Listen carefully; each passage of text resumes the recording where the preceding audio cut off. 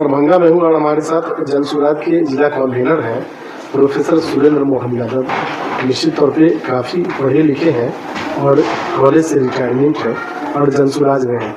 जनसुराज का जो थीम है उस पर चर्चा करेंगे। जो अभी प्रशांत किशोर की सोच है, निश्चित तौर पे उन्होंने साफ तौर पे कहा कि आप जब वोट देने जाए तो अपने बच्चों को देखें, अपने बच्चों के लिए वोट करें।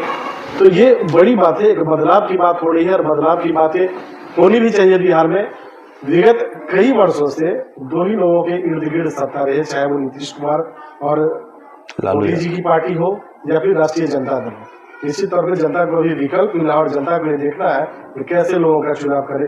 क्या ऐसे लोगों का चुनाव करे जो अपने परिवार को आगे बढ़ाना चाहते हैं, या ऐसे लोगों का चुनाव करे जो आपके परिवार को आगे बढ़ाने के लिए आए, चाहे वो जॉब का मसला हो, बेरोजगारी दूर करने की बात हो, स्वास्थ्य और शिक्षा की बात हो। तो निश्चित तौर पर कहीं ना कहीं जनसुराज का नाम आता है। हमारे साथ प्रोफेसर साहब हैं, इनसे चर्चा करेंगे। सर, आप जनसुराज में हैं, आप पढ़े लिखे हैं, इंटेलेक्चुअल हैं, तो निश्चित तौर पे आपकी भी एक सोच होगी जो आप जनसुराज में आए।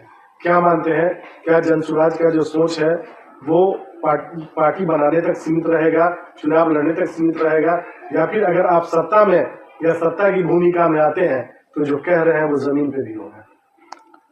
आपका स्वागत है और मैं आप सबों का आज आए हैं उनका कदर करते हुए यह कहना चाहूँगा कि सही लोग, सही सोच और स्वाभाविक जो प्रयास की बातें कर रहे हैं, जनसुराज के सूत्रधार आदरणीय प्रशांत जी बहुत ही नेक इंसान हैं। सबसे बड़ी बात है कि शिक्षा की बात वो ज़्यादा करते हैं और बराबर वो कहते हैं कि अपने बच्चों के चेहरे को देखते हुए तब आप वोट करें, ताकि बिहार की जो बदहाली है वो खुशहाली में बदले। निश्चित तौर पर जब समय आएगा और कामयाबी हासिल होगी तो जनसुराज अपने मुकाम पर पहुंचते ही जो वादे किए हैं जनता के बीच, सबसे पहले वही लागू करने की वो प्रयास करेंगे। ये मैं आपको वादे के साथ और बहुत ही मजबूती के साथ कहना चाहूँगा कि जनसुराज अपनी बातों पर अडिग रहेगा और सामूहिक प्रयास की बात है उसमें निश्चित तौर पर वो कहा करते हैं कि जब तक शिक्षा नहीं आएगी समाज में, दबे कुचले में, और जो लोग संभव नहीं है तब तक विकास संभव नहीं है। आज जनसुराज में ऐसे लोग भी हैं जो कहीं ना कहीं दूसरी पार्टी में आज भी आस्था रखते हैं और आपकी पार्टी से भी जुड़े। ऐसे लोगों को जनसुराज में कोई जगह नहीं है। अगर वो चाहते हैं कि हम दोनों तरफ चल करके और जनसुराजी बने तो ऐसा हो नहीं सकता है। निश्चित तौर पर समय आते ही उन्हें पहचान लिया जाएगा और जनसुराज के सिद्धांत पर जो लोग चलेंगे वही जनसुराजी होंगे और जनसुराज में रहने का हक है। आप दरभंगा जिला के कन्वीनर हैं तो निश्चित तौर पे आपकी बड़ी जिम्मेदारी बनती है।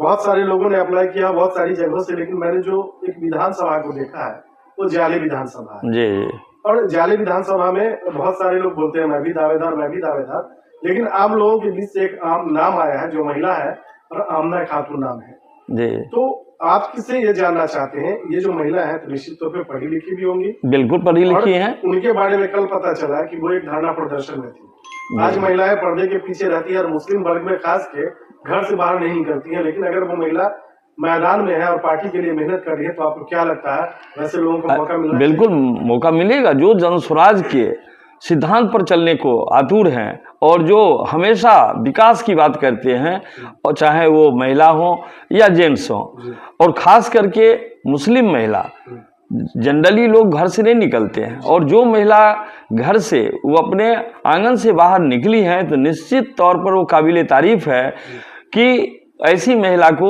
जगह दिया जाएगा और दिया जाना चाहिए। इसलिए कि वो महिला समाज के लिए सोचती है, वो महिला जो दबे कुचले हैं उनकी बात करती हैं, वो शिक्षा की बात करती हैं, और हमें भी पता चला है कि वो शिक्षाविद हैं। तो आमना खातून तो हमें लगता है कि उनके व्यवहार से कि जनसुराजी क्या जो सिद्धांत है उस पर वो चल रही हैं। वैसे पार्टी का अपना निर्णय होगा और पार्टी अपने निर्णय के अनुसार सही कदम ही उठाएगी। जी, जो भी सही कदम होगा वही पार्टी करेगी। लेकिन एज ए कन्वीनर आप मानते हैं कि ऐसे लोगों को मौका मिलना चाहिए? बिल्कुल, हम सही लोगों को मौका नहीं मिलेगा तो फिर किसको मिलेगा?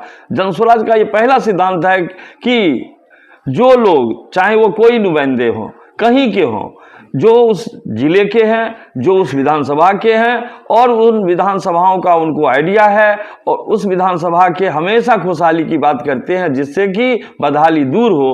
तो ऐसे लोगों को तो जन स्वराज चाहती ही है। एक बेनीपुर से भी दावेदार है अरविंद ठाकुर जी, जो डीआईजी से रिटायर्ड, जी, पढ़े लिखे ड्रेसिंग पर्सन है, वो भी क्षेत्र में एक्टिव है।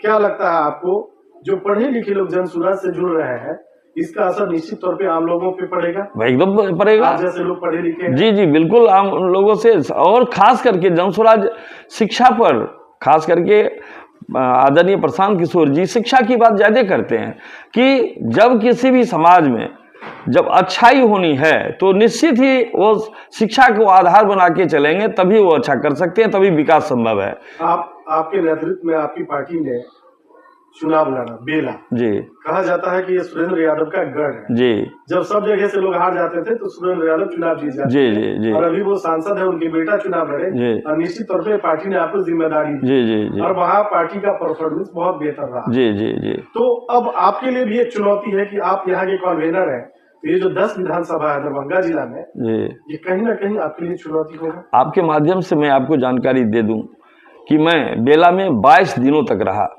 और वहाँ के सारे पदाधिकारी जो प्रदेश लेवल के थे वो हमें देख रहे थे और ऐसे जेएसपीटी के लोग भी देख रहे थे। मैंने जितनी सभाएं की, जितने घर द्वार में लोगों के साथ गया, इवन सूत्रधार जो प्रशांत जी हैं उन्होंने भी कई बार हमें देखा और वहाँ के लोगों को जितना हो सका हमने कहा कि वहाँ कोई जनस्वराज नाम का पहले कोई चीज़ नहीं था। 5 किलो चावल दे करके लोगों से वोट ले लिया किया और अभी तक कहीं कोई विकास नहीं है मेरे समझ में। तो कोई विकास अनाज की बात अगर निकली है सर, तो निश्चित तौर पे ये कहा जा सकता है कि आप गरीब लोगों को मानसिक गुलाम बना रहे हैं। बिल्कुल गुलामी है वो। आप एजुकेशन नहीं दे रहे हैं, जो स्वास्थ्य की व्यवस्था करनी चाहिए वो आप नहीं कर रहे हैं। आप फ्री का आज स्कूल में जाके देखिए, आज स्कूल की क्या व्यवस्था है। जहाँ शिक्षक बहाल कर दिया गया है उसे भवन ही नहीं है, 5 बच्चे नहीं वहाँ पढ़ रहे हैं और वो कहते हैं कि मैं खिचड़ी परोस करके बच्चे को, जो भी शिक्षा पहले से जो दी जा रही थी वो भी बर्बाद हो चुकी है। और ग्रामीण इलाका, ये निश्चित तौर पर एक शिक्षाविद होने के नाते मैं जरूर आपको आश्वस्त करूंगा कि बड़ों ने इस बात पर जरा विश्वास किया था कि जब किसी भी राज्य और ग्राम या देश के विकास अगर किसी को मारना है, उससे दूर करना है, तो उसकी शिक्षा को छीन ली जाए। तो हम तो ये कहेंगे, और इस सरकार में वही आज हो रहा है और आज यही हो रहा है कि शिक्षा पर कोई ध्यान ही नहीं है। आखिरी सवाल आपसे, अभी जो विधानसभा का चुनाव होना है बिहार में जी, उसकी सरगर्मियां शुरू है, सब पार्टी अपनी अपने हिसाब से तैयारी कर रही है। तो क्या जनस्वराज 10 विधानसभा जो है दरभंगा जिला में जी, क्या लगता है कि 10 में कितने विधानसभा पे लीड रोल में रहेगा? मैं तो कह रहा हूँ कि दरभंगा जिला अभी सबसे सशक्त जिला कहलाता है संगठन के रूप में।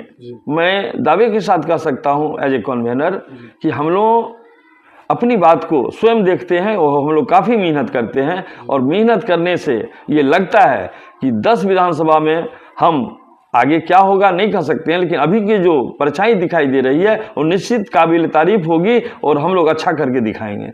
एक नजीर पेश करेंगे आपके नेतृत्व में बेला में हुआ जी, निश्चित तौर पर यहाँ करेंगे और लोग समय बताएगा कि दरभंगा जिला में 10 विधानसभा में क्या होता है। चलिए, professor Surendra Mohan Yadav ji, news 7 Sudarshan news, city Nawal और बोल्ड मिथिलांचल से बात करने के लिए धन्यवाद। अभी जो नीतीश कुमार की सरकार है, एनडीए के साथ है, डबल इंजन की सरकार है, निश्चित तौर पे इन दोनों को जनता ने मैंडेट दिया था जंगल राज के खिलाफ। लोग कहते थे जंगल राज। लालू यादव की सरकार थी, 2005 में नीतीश कुमार को जनता ने आशीर्वाद दिया और तब से आज तक सरकार में है। लेकिन अभी का जो माहौल है वो बहुत दयनीय है। आपकी कुशेश्वर स्थान में बहुत कम उम्र की 5 से 6 साल की बच्ची के साथ बलात्कार होता, केवटी में इसी तरह की घटना होती है, आए दिन गोली चलने की बात आती है, मर्डर की बात आती है। तो आपको क्या लगता है कि जंगल राज की स्थिति आज नहीं है क्या? आज जंगल राज जो पहले कहा जाता था उससे भी बदतर स्थिति हो गई है। कुशेश्वर स्थान की घटनाएं तो शर्मसार कर दिया। सरकार को मोरली माफी मांगना चाहिए जनता से कि हमें जो मैंडेट दिया था वो हम उस पर नहीं खरे उतरे, इसलिए कि वहां शिक्षक की हत्या हुई है। और शिक्षक की हत्या के एक सप्ताह बाद ही एक 6 साल की बच्ची के साथ बलात्कार हुआ, केवटी में बच्ची के साथ बलात्कार हुआ। ये एक जिला में बार बार इस तरह की घटनाएं, एक महीना में इतनी घटनाएं हुई, तो किस तरह से वो कहते हैं कि हम सुशासन बाबू हैं? किस तरह से वो कह रहे हैं कि कहीं law and order Nitish Kumar के हाथ से बिल्कुल निकलता फेल है, वो बिल्कुल फेल है। लॉ एंड ऑर्डर नाम की चीज नहीं है। सुरक्षा स्वयं सुरक्षा मांगती है। इस कदर हावी है कि अफसर भी नीतीश कुमार की सुनने को तैयार, कोई सुनने को तैयार नहीं है। यहाँ ब्यूरोक्रेट्स का चल रहा है, जो चाहेंगे ब्यूरोक्रेट्स वही होता है। यहाँ सरकार नाम की चीज नहीं है। जनता से आप क्या अपील करेंगे इस बार का जो विधान? हम तो जनता से यही अपील करेंगे कि आप अपने बच्चे को देख करके वोट करें और यह बात भूल जाएं कि जो लोग आपको लोभ लुभावन दे करके आज तक राज किया, जाति धर्म के नाम पर, मजहब के नाम पर आज तक ठगा, उनसे आप दूर रहिए और अपने बच्चे को चेहरे देख करके वोट कीजिए, ताकि ये बिहार की बदहाली दूर हो सके। अपने बच्चों के लिए वोट कीजिए। बिल्कुल, आप अपने बच्चों के लिए वोट कीजिए। यही जनसुराज का सिद्धांत भी है। तभी जाके आपका विकास संभव, तभी विकास संभव है। धन्यवाद।